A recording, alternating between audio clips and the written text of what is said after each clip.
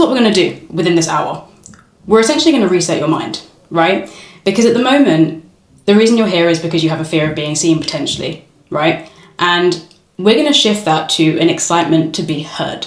Now, with being seen, it comes down to a lot of aspects, right? We always think about visibility when we think about being seen. And a lot of the time that takes away from our voice. It takes away from things that matter to us because all of a sudden it's a visual thing, right? It's how we're perceived on social media. It's how someone else sees us, right? If you're in a relationship, if you're going through a breakup, it's all about how we are seen, right? And we never think to go deeper anymore. So something I always say is, and something I'll probably ask all of you, when is the last time that you asked yourself why? So if you've had a thought process and you've thought, oh, I'm not sure if I'm ready for that. I'm not sure if I can do this. And that's a thought process that a lot of us go through on a day-to-day basis. When was the last time you asked yourself why? And I'm assuming, obviously there's nothing in the chat yet. If you do want to put anything in the chat, please do. Or even if you want to unmute, please go ahead. But I'm assuming the answer is probably not that recently. And that's quite a problem because we need to be asking ourselves why every single day. That's the only way that you grow. When you really understand why you're feeling the way you're feeling and where that fear is coming from, even what that fear is, that's how you grow, right? Because then you know how to keep evolving with that fear rather than shifting away from it and hiding away from it. So your current state, this is where I'm going to imagine most of you are, right? You have something in you that you want to grow, or you have something in you that you want to start. You have a potential that you want to tap into. But at the moment, your fear of being seen is so much stronger than your excitement to be heard that you can't take that step. You can't do the next thing. You can't even think about the next thing because that fear of being seen is so strong, meaning you get confused when you even think about how to show up, what the first step is for that, right? And I think it's always thinking about the first step. And if that feels like where you are right now, you are in the right place, because in the next hour, we're going to uncover a lot of things that are actually quite simple and probably things that you wouldn't have considered before, and things that really are almost things that you can put in your day-to-day life, little things that you can implement into every part of your life day to day that will allow you to uncover this fear of being seen and shift it. Now, I'm someone who likes to give people challenges straight away. So a lot of, with my clients, for example, I'm always holding people accountable because I had to hold myself accountable for a very, very, very long time because no one else around me would, right? And I went on a very lonely journey of self-discovery. It's not lonely anymore, but it was for a long time. So I'm big on holding people accountable. So the next thing that I would like you to do is whoever is comfortable, and if you feel a little bit uncomfortable, I'm going to challenge you to do so because you're here because you have a fear of being seen. I would like as many people as possible to turn their cameras on, including Dees, if possible, so that I can see you guys, right? Because if I can see you, you can see me. That connection is already so much stronger than what it was 5 seconds ago. So whoever can turn their cameras on, whoever feels comfortable to be able to turn their cameras on, please do so that you guys can see each other as well, right? And I'm sure right now you're like, oh my God, this is a lot, right? But hopefully in about 10, 15 seconds, that stress, that anxiety will kind of start to reduce and you can see that everyone here is in the same boat, right? Including me. If you asked me 10 minutes ago if I was scared to come on here, yeah, slightly, right? But I'm here, we're doing it. We're all doing it together. So I'm seeing some cameras, I'm seeing some faces. This is, oh, Dees, he's here as well. Good, good, good. Love to see it. All right. I'm proud of you guys for doing that. I wasn't sure what the response was going to be, I'm not going to lie. Okay, so I'm going to take you through, just quickly for 5 minutes, where I have been for the past, my God, like 13, 14 years. So my fear of being seen, again, very much came from visibility. So it came from a physical insecurity that I had, and I had acne. So I don't know if you guys know anyone with acne, have experienced acne yourself, have seen it in your kids, or just anyone that you know from a day-to-day basis. I had acne, and acne genuinely took over every aspect of my life. So it took over my thoughts, it took over my relationships, it determined everything. It determined the way that I saw myself, and obviously because of that, it determined the way that I was being perceived. It determined the way that I spoke about myself. And that's a very difficult process to go through because acne is not something that you can click your fingers and it's gone the next day, right? That is something that you are waking up with every single day. And when you're in a world where people say to choose yourself, it's very hard to choose yourself when you've got something that is on your face, right? Because your face is, as people say, it's the thing that people see first. People either look into your eye, they look at your face, and that's how they judge you, right? People make judgments based on what your face looks like, based on how you present yourself. So for me, it was a very difficult period to go through. And you can see here, I mean, this started back in 2013 and now we're in 2025. So it's been a lot of up and downs throughout this process. But I'm not here to just talk about my acne. That's not the reason that we're here, right? But you can imagine seeing the way that I looked, seeing the way that I viewed myself. It was a very difficult kind of experience to have to experience when you've never dealt with something like that before. So that's why I'm glad that you guys are here, because this might be something that you've never experienced, right? But the feelings that come with having acne and the feelings that come with someone else who has a fear of being seen that doesn't have any skin, imperfections, the feelings are the same, right? It's all the same. So that's how we grow together now. Whether you've had acne, whether you haven't, whatever it is, we're all now going on the same journey, right? So I'm glad you guys are here. Now, something I want to note here. This was in 2023. And I thought when I cleared my acne that it would be the be all end all. So I thought, okay, cool. I've had acne for this long. I'm so tired. I'm so tired of trying to prove myself. I'm so tired of trying to almost be the person that everyone else wants me to be, right? Because you can imagine with acne, it was fear of being seen. Every single day, I would cake my face in makeup.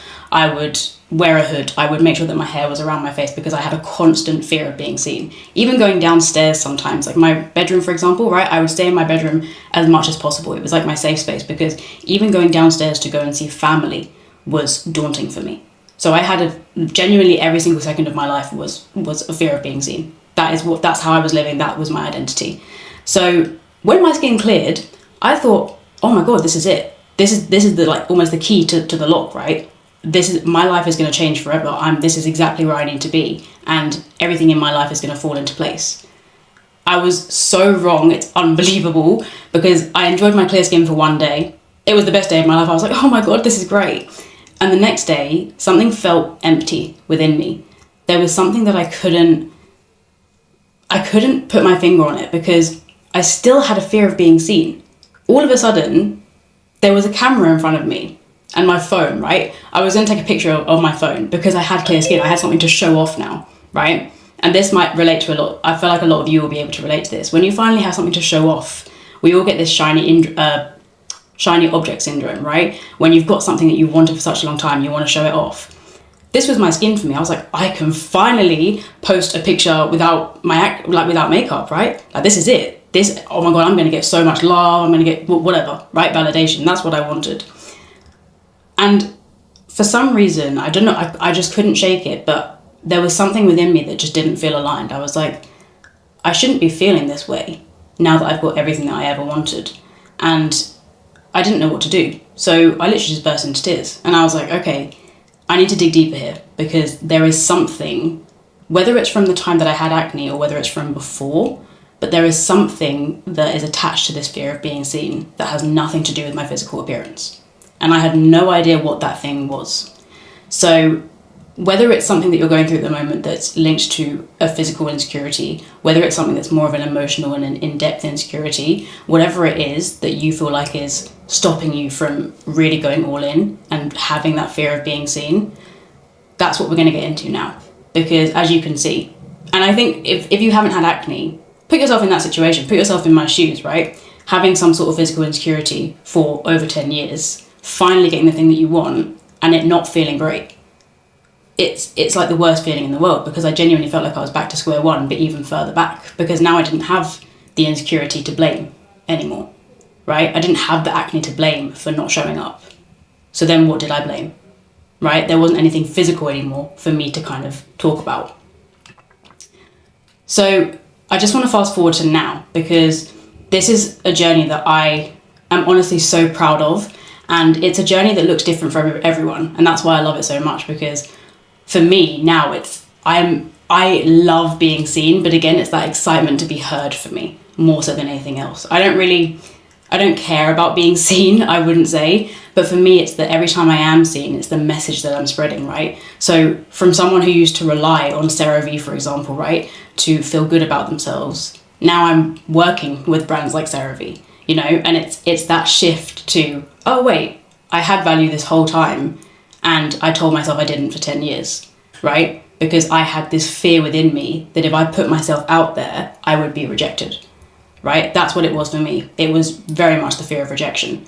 So this is just to, not for me to gloat, but for me to show you guys that in whatever way you feel like you need to do this and go on this journey, whatever that end goal is for you, if you can visualize it, if you've written it down, if it's on a vision board, whatever it is, right? It's so achievable. It's so achievable. And you don't just need to shift your fear of being seen. There's so much more that you can shift within that. And it's a very, very, very empowering journey. So what last thing I'll say is I actually started off my Instagram account faceless. So this isn't me saying that for you to be able to shift your fear of being seen, you have to now show up and you have to film every aspect of your life. You have to, you know, go out there and speak to people or start that conversation, take that initiative.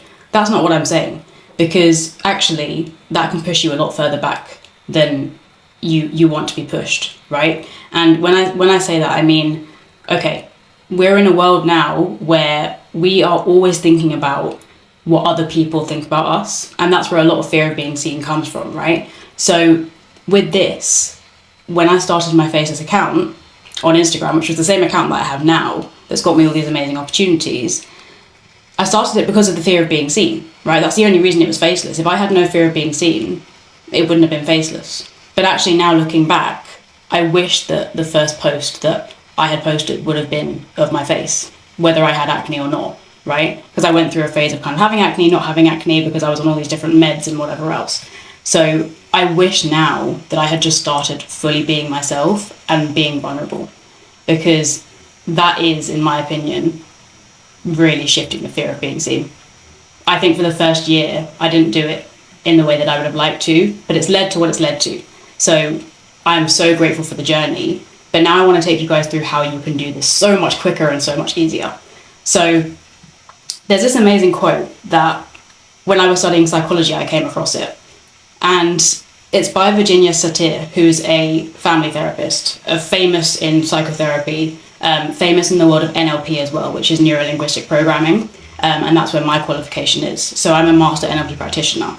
And within my studies, I read this and I thought, wow, I never, ever thought about it. So most people prefer the certainty of misery over the uncertainty of change. Now, I don't know which one you guys are kind of leaning towards in terms of the preferring the certainty versus the uncertainty of change, right? But it is quite simple to understand. A lot of people are stuck in comfort, right? And when we are stuck in comfort, anything outside of that brings fear. So if you already have a fear of being seen, and then you feel like you're in a comfort zone, but you don't know you're in a comfort zone, pushing yourself out of that comfort zone is not something that is desirable to you, because it means more fear can come in, right? So if you ever look at somebody else, for example, and you think, oh my God, I wish I could do that, right? Obviously not knowing what they're going through in the background, not knowing their thought processes, not knowing what they've experienced previously, not knowing maybe what trauma they've been through. If you look at someone else and think, oh, I really wish that could be me, that's where, okay, they are going to be in the, okay, I like the uncertainty of change, and you are most likely in the preferable kind of, I prefer, not saying you like misery, right? But the uncertainty of change is such a fear for you that actually staying in that kind of comfortable state where it's maybe more miserable for you, but again, it's comfortable and you know that you're kind of safe, right? That's probably where you are. And it doesn't mean that's where you want to be, but it's the harsh reality that you have to face if you want to see growth and you want to see change and you want to shift the fear of being seen. You need to accept the fact that you are most likely keeping yourself in a comfortable state.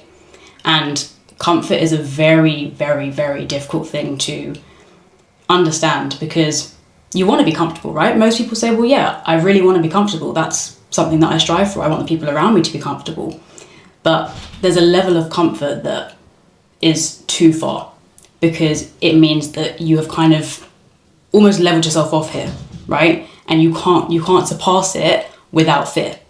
And again, if the fear is that strong, comfort can be in your life, and you can stay at that level for the next 50, 60, 70 years.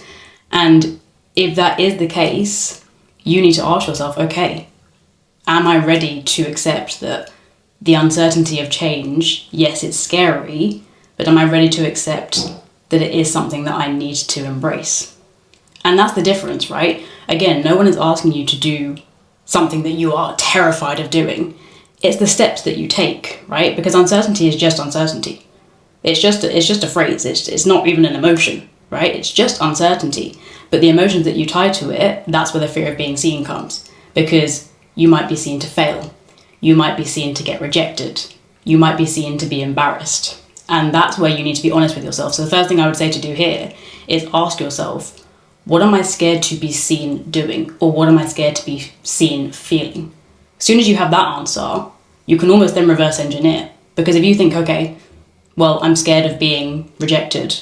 Okay, what happens if I get rejected? What does that mean?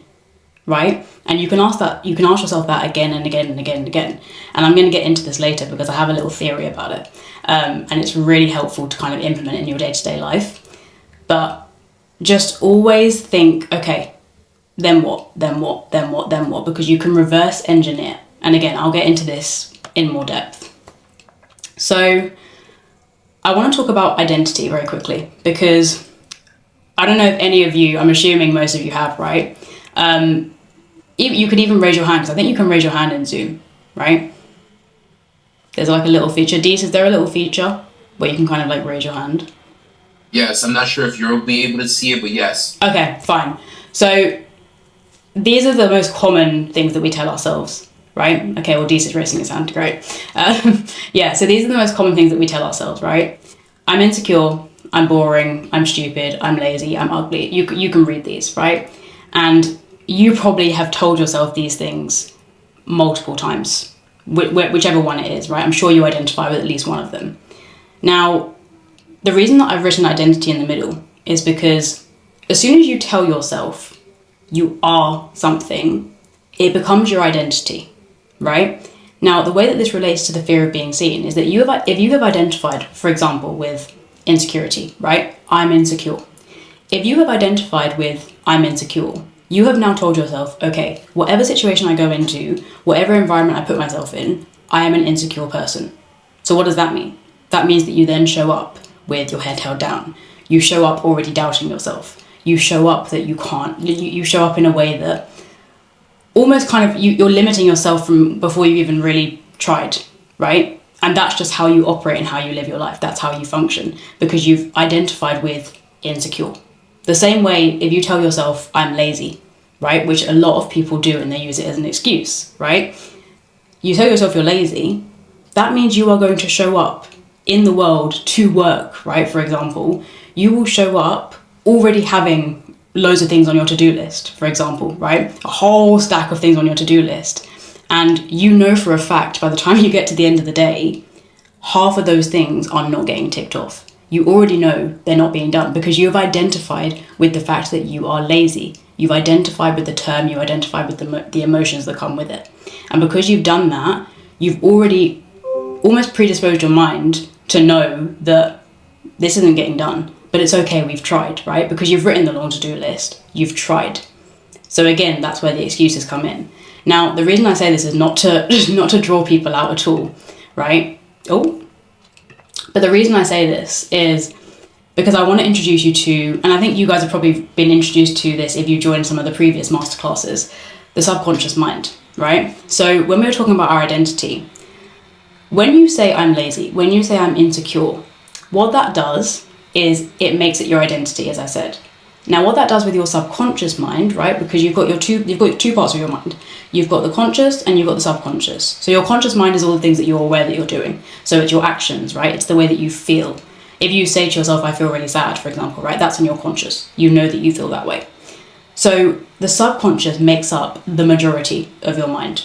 Now, when you tell yourself I'm lazy, when you tell yourself I'm insecure, what your subconscious does is it internalizes that. It takes on that belief, right? So that belief that you then have continues to show up in your everyday life. Whenever it needs to come to the surface, it will come to the surface. Now, you can imagine with the fear of being seen, right?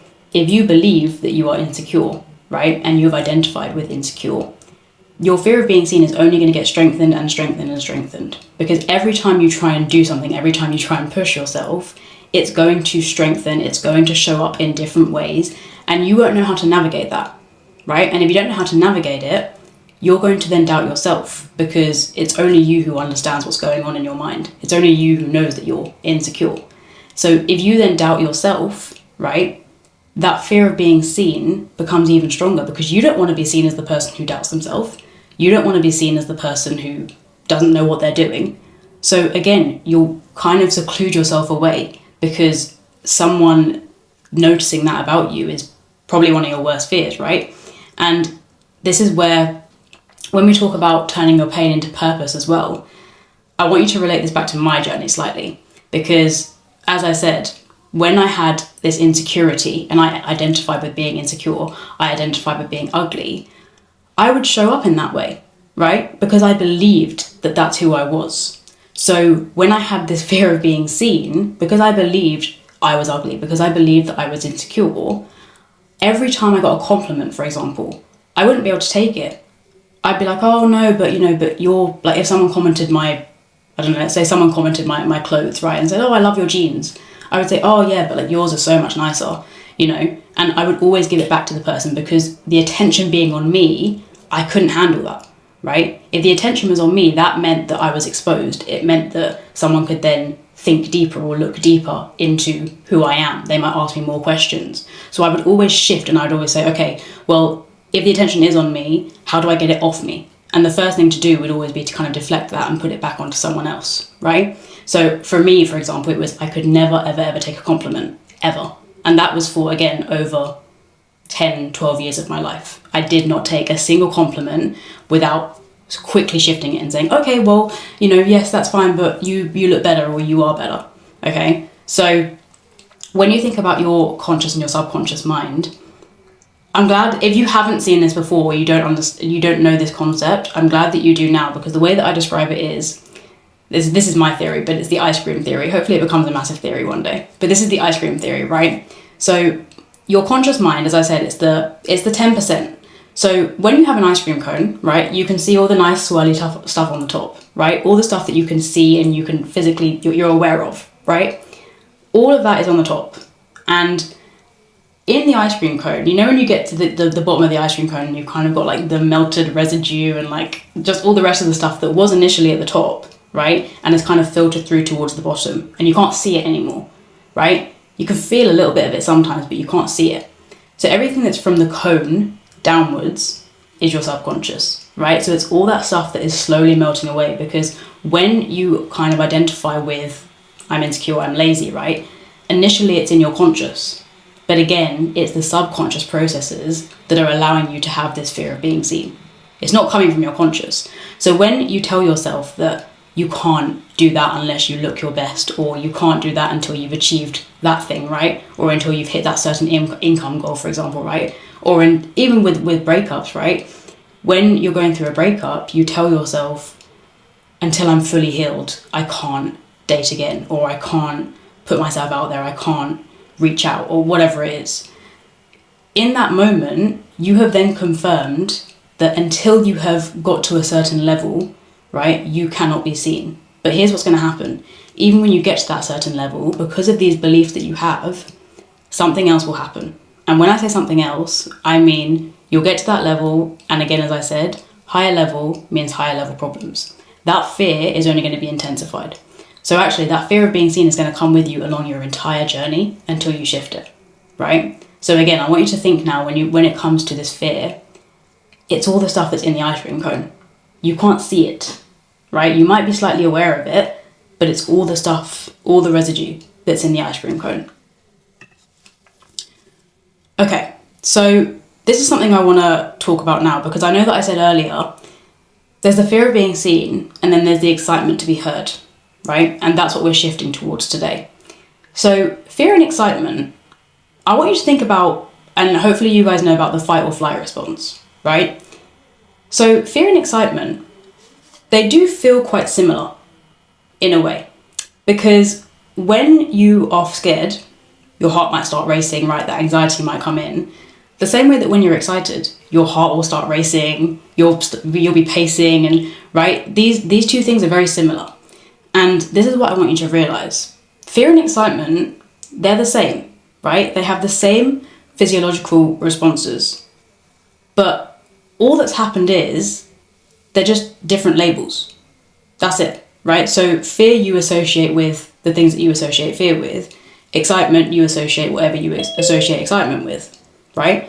So these two things, the actual physiological responses of them are exactly the same. But because you have all these connotations of both, they're like worlds apart, right? So when you think about the fear of being seen versus the excitement of being seen, when you think about that, they're going to be on opposite ends of the spectrum. But actually, when you think about it, it's the same response, right? The excitement to be seen, you still get that, the heart racing, you still get, ooh, you know, like this is new, but it's great. It's the same thing with the fear of being seen, because it's new, but it's like, ooh, this is new, I can't, right? And the excitement of being seen is, ooh, this is new, but I can. That's the only difference, right? And that comes with a mindset shift. That's as simple as it is. So when we talk about shifting the fear of being seen, this isn't removing the fear, because this is one thing I will say to you. I know a lot of the time people will say, oh yeah, you know, do it fearless and just go for it. When you are passionate about something, because again, I'm assuming you guys are on here because you are passionate about self-growth, you're passionate about healing, you're passionate about, maybe you have a business or whatever, right? Your family, whatever it is. If you are passionate about something, that fear that you feel about taking that next step, about being seen, about showing yourself off, that fear is attached to the passion. So almost imagine it as like a fire inside you, right? You don't want that fire to go completely out, because if it does, then what passion are you left with? What drive are you left with? You're not left with much, right? Or if anything, you're not left with anything. So when you try and remove all of your fear and get it all out of the window, right? All out of you, you're also removing that passion. It's almost like when you like, you know, hose it down with water. That spark that was there, that spark is the passion. And around it is fear, right? So the fear is the bigger fire. But actually it all stems from the passion. Because if you are that passionate about something, of course it's going to feel scary, right? And of course you're going to be scared to be the person that had that much passion and didn't make it work, right? Had that much passion and couldn't see it all the way through. That's what the fear of being seen is. It's not the physical aspect of you actually being seen. It's the fear, again, of rejection. It's the fear of failing, whatever that fear is for you. So I want you to now understand that with this fear, if you try and get rid of every ounce of fear you have, 100%, or I'll say 99, because I guess nothing's 100%, right? But 99%, you are also going to be getting rid of that passion that you have. And that's not something that you want to lose, right? So we don't want to remove all of your fear. We want to reframe it. We want to rename it. We want to shift it. That's the difference between removing something and shifting it. We're just reframing. We're reframing your story, reframing what fear actually means to you, and just renaming it, right? So that's something that I want you to try and do now. And whether you've got like pen and paper in front of you, whether it's your phone, I just want you to take a second to really ask yourself what your fear is and what your fear is of. And then we'll go through a process in a second and take you through that so that you can do something about that today, right? Rather than removing it, which might be the reason that you came here, right? You might have come into this thinking, I want to get rid of all my fear. That's not what we're doing, because that's not what you need to do. What we are going to do is we're going to shift it. So just write down or make a note, even if it's a mental note, of what that fear is for you.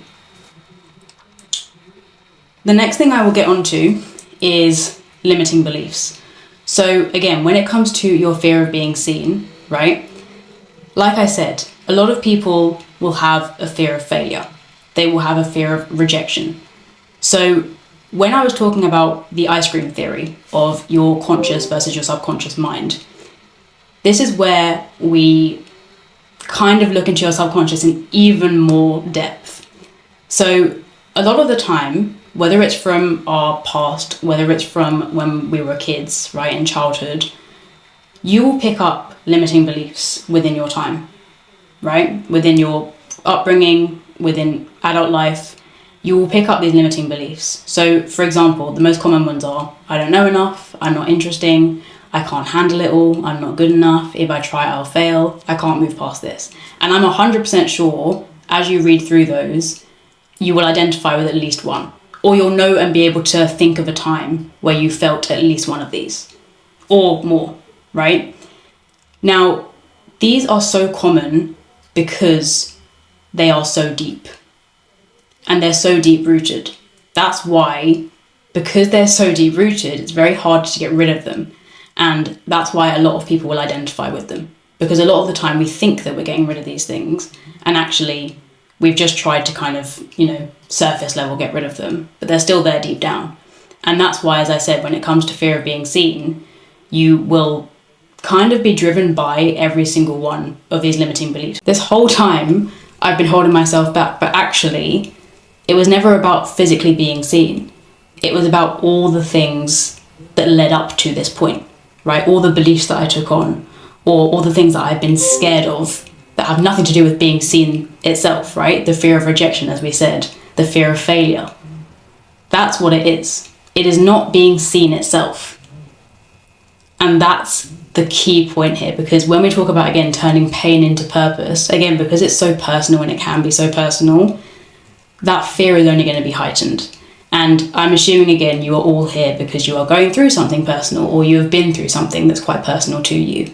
And I want you to know now that going forward, you can be seen, and you are already being seen, right? Without even realizing a lot of the time.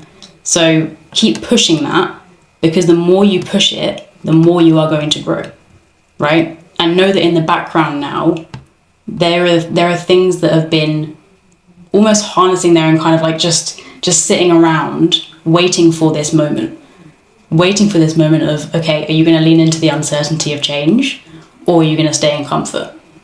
And that's your decision to make now.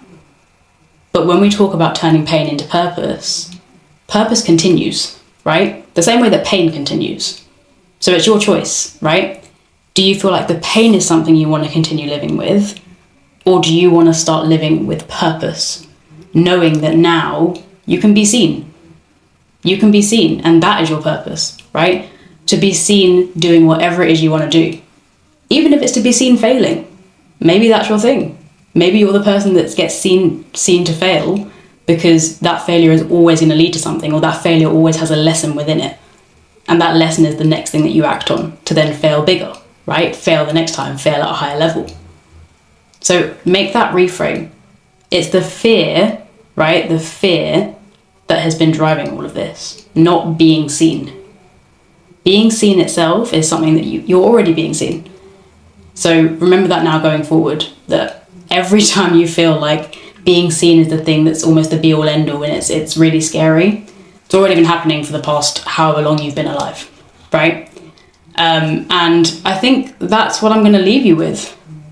My Instagram is there, just for anyone who wants to understand more about what I do, or follow along for the journey, because if you have any sort of fear of being seen, hopefully it's been shifted today, right? But if you have any sort of fear of being seen, I think my page is a great place to be, and my community is a great place to be, because it's people, real people doing real things, right? With real fear. And it just pushes you beyond limits that you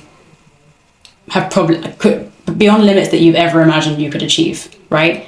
And it's a good space to be. So that's my Instagram there. Feel free to follow along, feel free to message me. But thank you guys for showing up. Thank you for showing up for yourself. Thank you for showing up for me. And yeah, have the best weekend. I'm just going to stop sharing my screen in a second. Is Dee's here? Yes, ma'am. Oh, okay. Couldn't see you. You could just see all their wonderful faces. Thank you also for putting your cameras on, by the way, guys. That's huge. Because I know it's scary. I know sometimes, again, that fear of being seen is, oh, no, I don't want to be seen to be on this call, where it's about fear of being seen, but you're here, right? You're here, you put your cameras on, you've taken the first step, so now it's just, let's keep going. I have a question for you, Kira. Yeah, of course. When was the last time you felt truly seen? Whew. When was the last time I felt truly seen? Wow, good question. Okay, let me just stop sharing my screen because I feel like I'm still sharing it, right? Yeah, let me stop sharing it. Okay, cool. That's a really good question. I would say this year. So this year when I hosted my event, my first ever event this year, and it was an event that got backed by somebody who, you guys know Richard Branson, who's the founder of Virgin Media. He's quite big. So I essentially pitched something to Richard Branson that had nothing to do with him. So my fear of being seen came in a little bit because I was like, I'm now coming to this person who has no idea about acne. It was about acne, right? And it was about skin confidence, right? And people being very confident in their skin openly and publicly. He's never had acne. So to me, I was like, okay, I'm talking to this guy about something that he has no idea of. He hasn't experienced it. What's he going to think of me, right? And am I going to get rejected here? And I actually managed to host that event because he wanted to sponsor it. So he said to me, this concept is incredible. I'm going to sponsor this event. So I hosted that event in person. It was an incredible event, literally run by me. And I have never felt more seen than in that moment because it was the very thing from 2013 when I took you guys back to when I had acne that led me to have and host this event. And at 2013 me, right, I thought back and I was like, this is incredible because she wasn't seen for such a huge part of her life, right? A huge amount of time. And now I was being seen for the very thing that made me feel that way in the first place. Like, people came to this event because of the acne. So that really allowed me to feel seen because I was like, okay, you know how I said earlier as well, fear of being seen, excitement to be heard. It wasn't even about me being seen. It was more so I wanted to be heard, but it allowed me to feel seen. And it was huge. So that's another thing, right? That if you have an insecurity, if it's something that you feel like is holding you back, that's probably the thing that you need to be leading with. 9 times out of 10, that's the thing that you need to be tapping into, I would say. Thank you for your question.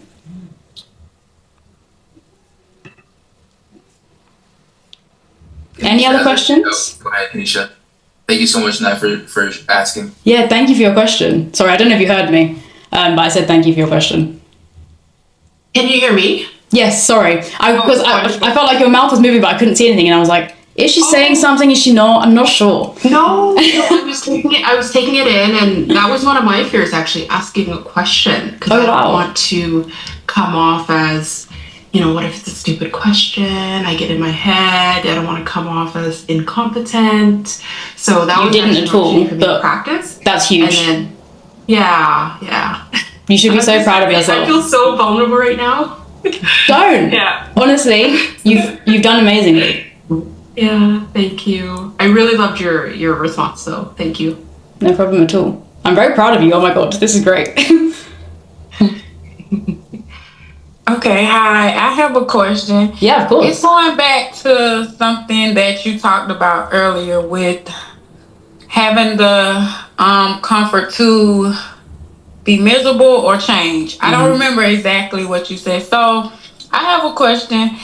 For me, I have an issue with adjusting. So I'm just trying to make sure that, am I more on this miserable side or am I trying to change? So with my adjusting though, what I will do is I will rush to change things. For instance, I get bored at work, so I will overwhelm myself, or I will tell them, I will basically try to cross train so much at one time because I'm very aware that I have the adjustment issues, so it causes me to go and change things. Does this make sense? It's making sense. Want to Just see it change through. things constantly or get more done so I can say, well, I can adjust to things, but it's like it's some type of fear or something. So I was just trying to understand when you said if you don't change, though, you could